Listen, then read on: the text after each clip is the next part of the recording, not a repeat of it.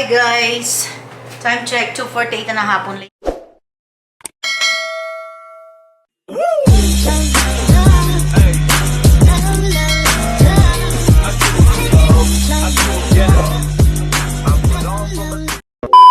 Na tayo nakapag-vlog kasi nga I just got home from work. Anyway, so nagluto pala ako ng garlic bread. Yan siya, oh. Sobrang dali lang nito lutuin, guys. Yan siya. Kasi, si Gabriel gutom daw siya. Alam niyo na. Ito pala yung aming dinner mamaya, guys. Nagtuna ako ng ground beef. And then, lagyan natin ito. Actually, na-learn ko ito from my coworker. Kasi doon sa mga kliyente namin, nilulutuan sila, ganyan. Tapos, natikman ko lang konti. Masarap siya. So, gagawa din ako dito sa bahay. Why not?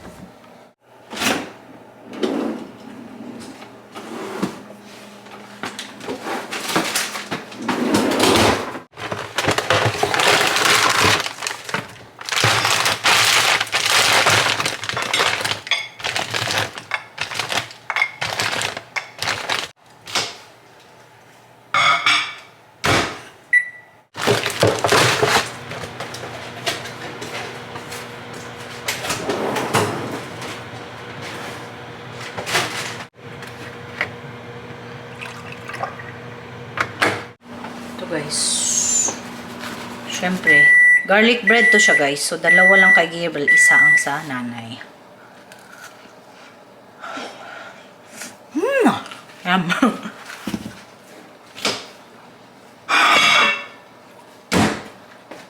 Ito naman yung chicken nugget. Ayan, guys, na-slice na po natin ang ating lamas. Sure. Meron na tayo dyang garlic, merong onion, merong bell peppers, and carrots. And also, mga guys, we have the ground beef. Gito ko lang yan, guys. And then, we're gonna start cooking. Alam nyo, sa laki ba naman ng container ng aming oil, malapit na siya maubos. Grabe. But anyway, syempre, no, all the time ba naman magluto.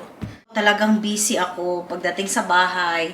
Diba, maglaba pa ako if I had to do laundry. Tapos mag-fold pa ako niyan, guys. Magluto, especially luto. Kasi minsan, pag hindi ko talaga feel magluto, bibili lang kami sa labas. But most of the time talaga dito ako nagluluto sa aming kitchen. So after I work, syempre magluluto pa ako ng dinner. Kasi guys, wala po tayong maasan sa ating mga afam. Char. I mean, sa afam ko lang ha. Kayo ba, ang mga afam ba ninyo is talagang bang all on the go talaga sa kusina? Kasi yung afam ko, everyone, is hindi po. Wala kang masahan sa afam ko pagdating sa luto. Kasi sabi naman niya, hindi talaga siya nagluluto. Mga ready-made lang yung ginagawa niya, yung init-init ba, yung ready to eat na ng mga pagkain. And kasi for how many years talaga na siya lang mag-isa, like single siya, hindi talaga yan siya nagluluto, no? Always lang yan siya bumibili sa labas. Which I understand, kaya hindi ko siya maasahan sa kusina dahil talaga namang hindi siya marunong magluto. Pero, maasahan mo yan siya sa lahat ng bagay. Like, pag-aalaga ng mga bata, pagdadala sa kanila sa school, pag-pick up sa kanila sa school. Kasi iba-iba yung school nila, especially pag si kuya, pumunta dun sa actual school niya, alam niya naman yan, iba. Iba din sa aking mga elementary. At saka maasahan mo yan siya, of course, number one, financially. Support sa akin. Kasi, talagang, kahit hindi mo yan siya maasahan sa pagluluto, but still blessed. Kasi nga, supportado niya ako sa lahat ng bagay. Like, alam niya na, marami akong mga nabili na sa Pinas na with his help. Kasi, hindi ko naman magagawang lahat ng yan kung wala siya, diba? So, talagang, hindi talaga ako nahihiya magsabi ng ganyan na without his help, diba? Kaya nga talagang I'm blessed kasi hindi man siya marunong magluto. Mahal naman niya kami, especially mga bata kasi hindi naman niya anak yan talaga na tunay, yung dalawa. Pero maliit pa yan sila dito ko na yan si dinala sa Amerika kasi was 3, Kent was 6. And imagine ilang taon na sila ngayon kasi will turn 12, Kent will turn 15. How many years? Siya din yung nagsilbing tatay ng mga bagets. Kaya, we're so very lucky and so very thankful kasi talaga hindi niya kami pinabayaan. Yes. Nila ko mga bagets dito without consent. Kasi hindi naman na kailangan ng mga pa-consent pa. But I think right now, very strict na daw yung immigration eh. Kailangan na daw talaga ng consent eh. Before, luckily na lang talaga before na they don't need consent. Diba? Anyway, yeah, ang dami ko ng chika everyone. So, let's go ahead and start cooking our dinner.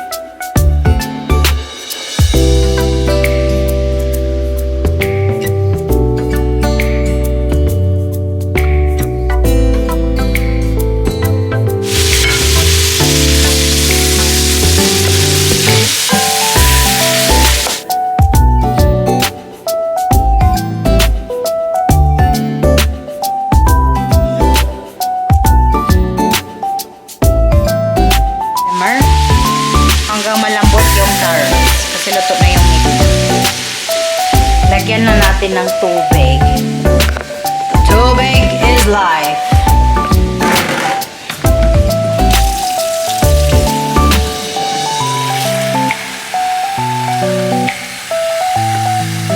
Finally, yung inantay namin sa trabaho is dumating na.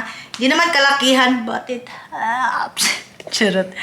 So, nakatanggap po kami ng, ano siya, yung yearly daw yan binibigay sa work.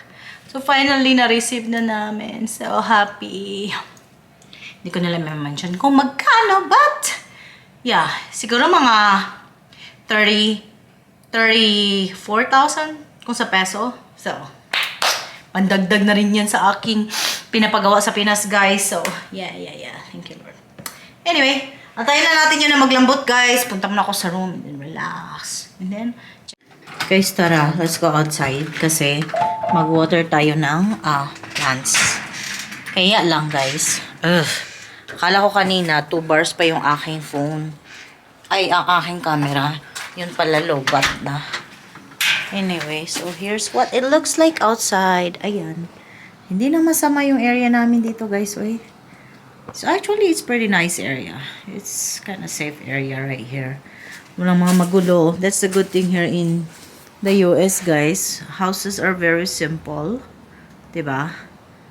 Kanya-kanya mga buhay dito sa Amerika, guys. Sa totoo lang, walang mga pakialaman ng mga tao dito. Magkikita lang siguro. Totoo nga pala yung talagang sinabi nila before, no? Yung before pa talaga ako nakarating dito sa Amerika.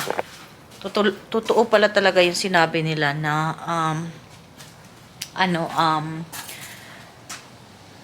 pag nagtatapon ka lang ng basura dyan kayo magkikita ng kapitbahay, which is true. Or pag magbabaking ka siguro ng sasakyan, no, dyan mo pa sila makikita. Anyway, ngayon nakita ko yung kapitbahay namin dyan. Hindi ko na siya ipakita. Anyway, yeah, so now I know. Anyway, boring ang life dito, guys, but that's okay, diba? Mag-water muna tayo ng plants, guys. Let's go.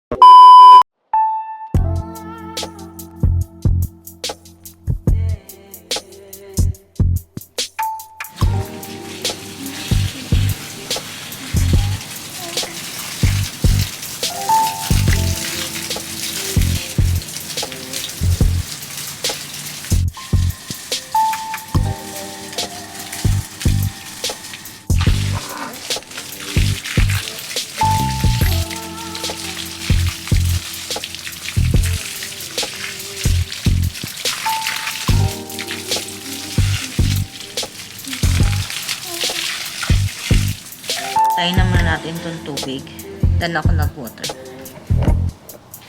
Ayan. So tara, let's go inside. Let's go to the backyard pala. Siyempre, lock muna natin ang all. Grabe yung weeds namin dito. Uy, nagkalat.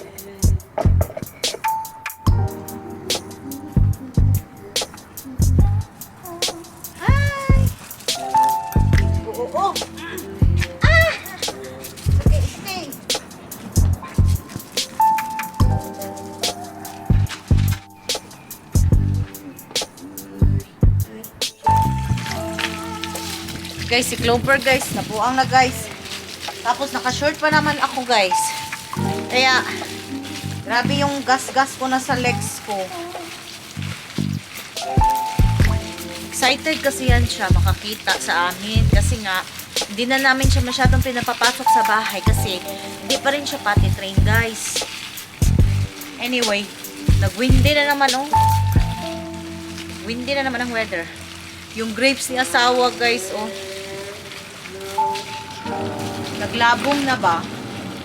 Kung sa ano pa, naglabong good guys. Ayun yung grapes niya doon banda guys. Ayan. Clover! Stop it! Ay! Ayun siya guys.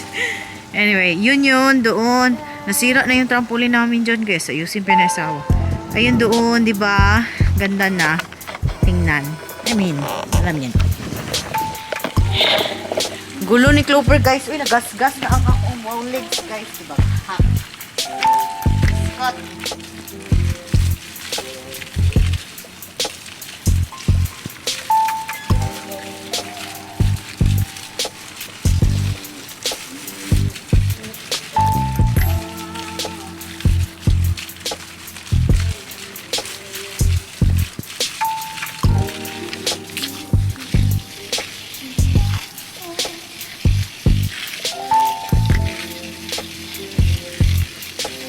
Para ka talaga mababaliw sa weather dito. Kasi minsan mainit, minsan malamig, minsan ang windy. Ganyan talaga yan dito guys. Tapos nito guys, kasi nagkain na pala kami kanina guys. Hindi na ako nakapag-continue mag-video dahil syempre, ikaw daw gutom, mag-video ka pa ba? Katapos nito guys, mag-ano na ako. Magligo kay Gabriel guys, kay school. School bukas, happy Sunday pala sa inyo. So, usually on Sunday, long hours po ang work natin, oh. Alam niyo naman. Grabe, nag-awas-awas guys, oh. Awas-awas ang tubig guys. Ayan.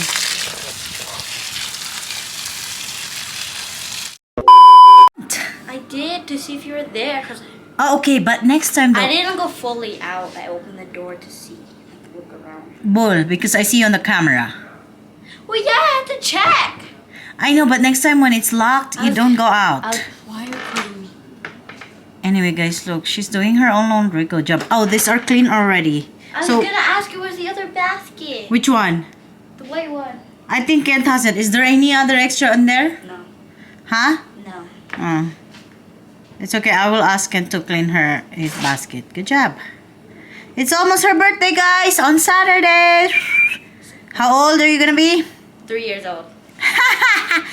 She's going to be 12. Oh my god, time goes by so quick. So, Arya's mom, she said, sounds awesome. Thank you very much for including her. I said, of course. That's her best friend. Wow, you're so nice to other people. That's not true. Nice to you guys. But if you guys are pain in the ass, of course not. We're pain in the asses all the time. How come you have so much laundry, girl? Anyway, guys, she's doing I haven't done laundry in 3 weeks. Oh, okay, she's doing her laundry, and that's a good job. See, they learn, guys. Well, you're not doing it for me. Great job. Well, you do it because you're a big girl. I need basket. Okay, just wait.